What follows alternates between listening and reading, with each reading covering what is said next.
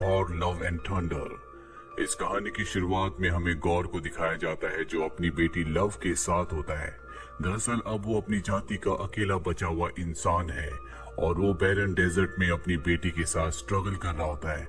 उनके पास खाने पीने का कोई सामान नहीं है। वो ईश्वर से मदद की प्रार्थना करता है, लेकिन उसकी बेटी अब इंतजार नहीं कर सकती। उसकी हालत बहुत ज्यादा खराब होती है और गौर की बेटी लव की मृत्यु हो जाती है। गौर अपनी बेटी की मृत्यु से टूट जाता है। वो अपनी बेटी को वहीं दफन करके उसकी समाधि के ऊपर लेट जाता है।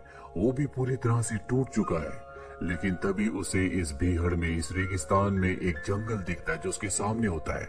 उसे लगता है कि गॉड ने उसकी मदद के लिए उसे एक रास्ता दिखाया है और वो उस जंगल के अंदर चला जाता है, जहाँ उसे पीने के लिए पानी, खाने के लिए फल मिलते हैं।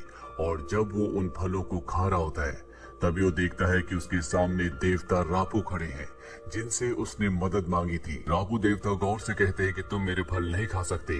गौर कहता है कि मैंने आपसे मदद मांगी थी और आप शायद मेरी मदद करने के लिए यहाँ पर आए हैं। वो कहते हैं कि नहीं, मैंने एक नेक्रोसोड को मारा है, इसीलिए मैं आज खुश हूँ। लेकिन यहाँ पर गौर बहुत दुखी होता है क्योंकि उसकी बेटी अब इस दुनिया में नहीं रही। वो देवता रापू से कहता है कि हमारी पूरी की पूरी जाति खत्म हो चुकी है। मैं अपनी जाति का अकेला बचा हूँ जो आपको पूजता हूँ। अगर मैं भी मर गया तो आपको पूजने वाला कोई नहीं रहेगा। अभी कुछ देर पहले मेरी बेटी भी मारी गई। मैंने आपसे मदद की गुहार लगाई थी, लेकिन आप सही वक्त पर नहीं आए। देवता रापू कहते हैं कि अगर तेरी बेटी मारी गई तो इसमें कोई दुख करने की बात नहीं है। वैसे भी देवताओं को खुश करने के लिए इंसानों की बलि दी जाती है।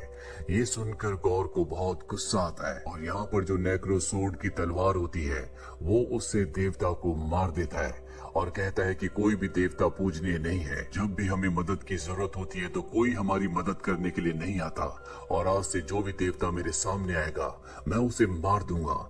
सभी देवता मेरे दुश्मन हैं। वहीं दूसरी तरफ हमें थॉर को दिखाया जाता है जो गार्डियंस ऑफ द गैलेक्सी में शामिल हो गया था, लेकिन वो हमेशा जीन को याद करता है जिससे वो कभी प्यार करता था।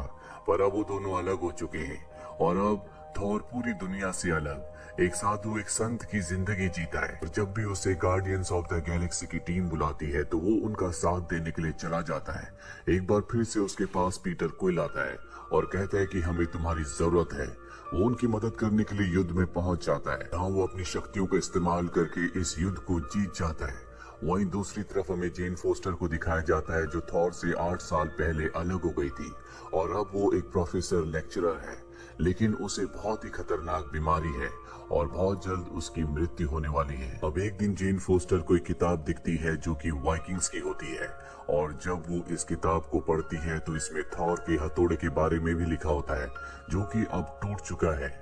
वहीं थॉर को दिखाया जाता है जो गार्डियंस ऑफ द गैलेक्सी की टीम के साथ है और तभी उन्हें पता चलता है कि इस ब्रह्मांड में बहुत सारे ऐसे प्लैनेट्स हैं जो उन्हें मदद के लिए बुला रहे हैं। वो गार्डियंस ऑफ द गैलेक्सी से एक ही बात कह रहे होते हैं कि हमारे देवताओं को मार दिया गया है और तभी एक वीडियो क्लिप में थॉर अपनी बचपन की दोस्त सिफ को देखता है जो बचपन में उसके साथ एसगार्ड में रहा करती थी। थॉर कहता है कि हमें उनके प्लेनेट को, उनकी दुनिया को बचाने के लिए जाना होगा। पीटर क्विल कहता है कि बहुत सारे प्लैनेट्स को हमारी जरूरत है, क्यों ना हम अलग लग जाएं। थॉर को उसकी बात अच्छी लगती है और वो अपने दोस्त गौर के साथ सिफ के प्लेनेट में पहुंच जाता है। वो देखता है कि वहाँ पर इनके देवता को मार दिया गया है। सिफ भी बहुत बुरी तरह से जख्मी होती है। वो थॉर को बताती है कि जिसने हमारा ये हाल किया है अब उसका अगला टारगेट एसगार्ड है।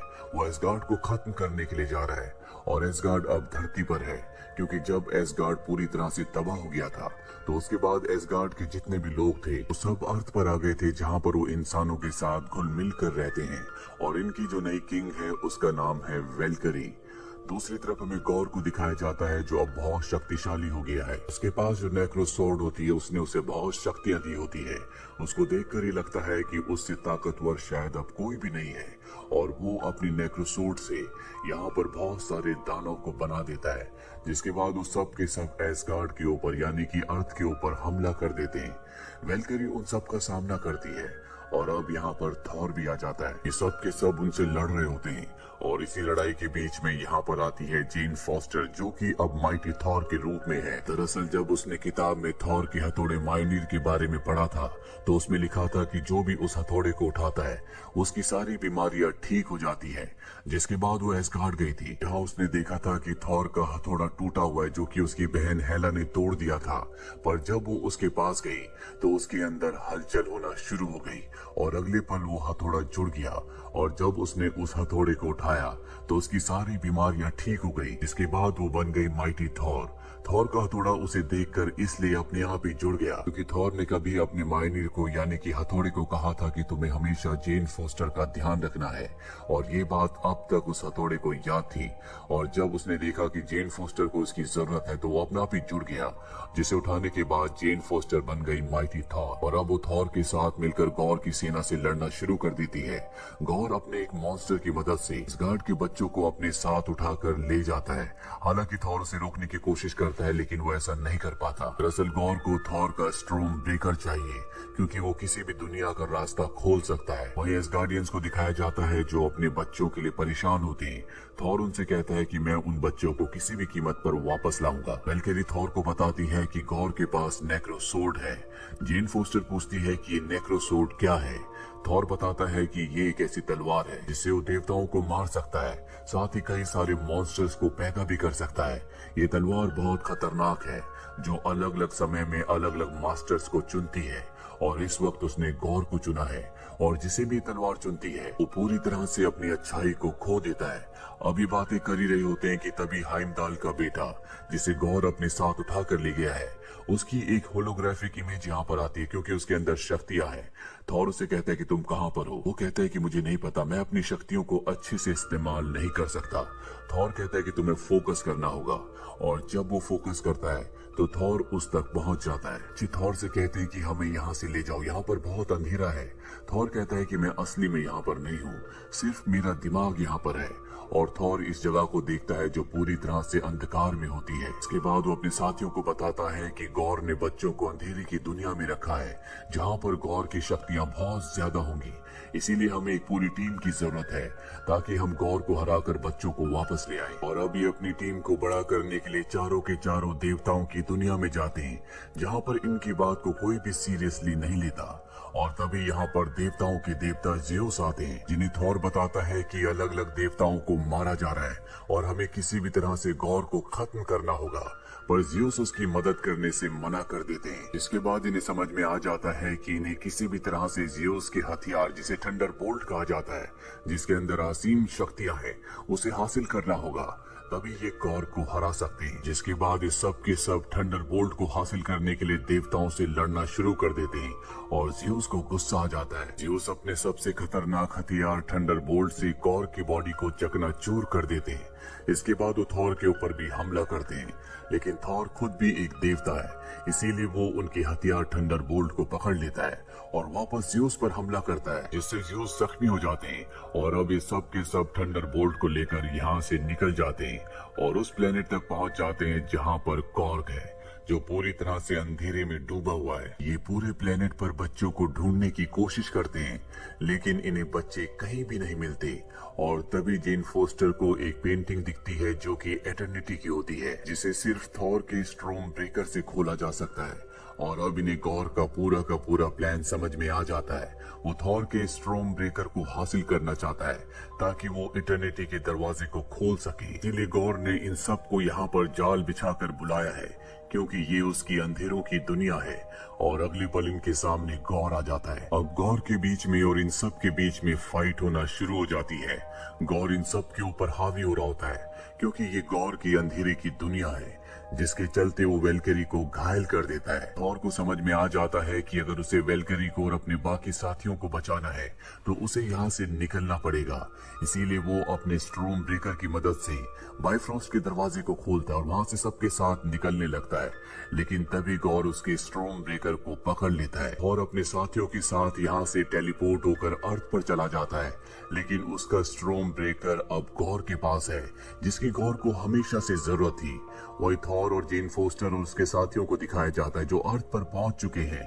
यहाँ पर जेन फोस्टर की हालत बहुत ज्यादा खराब हो चुकी है और जब उसे हॉस्पिटल ले जाया जाता है तो थॉर को पता चलता है कि उसको बहुत ही खतरनाक बीमारी है, कुछ ही दिनों में उसकी मृत्यु हो जाएगी। थॉर को ये भी पता चलता है कि अगर जेन फोस्टर थॉर के म्योनीर को उठाएगी तो वो उसे शक्ति तो देगा, लेकिन जब वो अपने इंसानी रूप में आएगी तो वो और भी कमजोर हो जाएगी। इसीलिए थॉर जेन फोस्टर से कहता है कि तुम अब म्योनीर को कभी मत उठाना, और खुद वो उस जगह चला जाता है जहाँ पर गॉर है। गॉर को दिखाया जाता है जो थॉर के स्ट्रोम ब्रेकर से एटर्निटी के दरवाजे को खोल रहा होता है, और तभी थॉर यहाँ पहुंच जाता है जिसके पास ज़्यूस का थंडर बोल्ट है। दोनों के बीच में फाइट होना शुरू हो जाती है।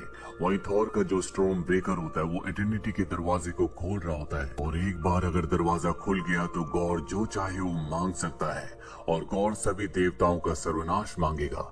इसीलिए थॉर किसी भी कीमत पर उसे रोकना चाहता है, पर गॉर ने अपनी तलवार से यहाँ पर अब बहुत सारे डीमंस को पैदा कर दिया है।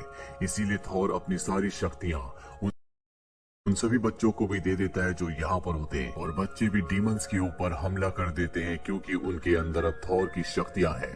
थॉर को दिखाया जाता है जो गॉर से लड़ रहा होता है, पर गॉर उससे भी ज्यादा शक्तिशाली है, इसीलिए वो थॉर पर पूरी तरह से हावी हो रहा होता है।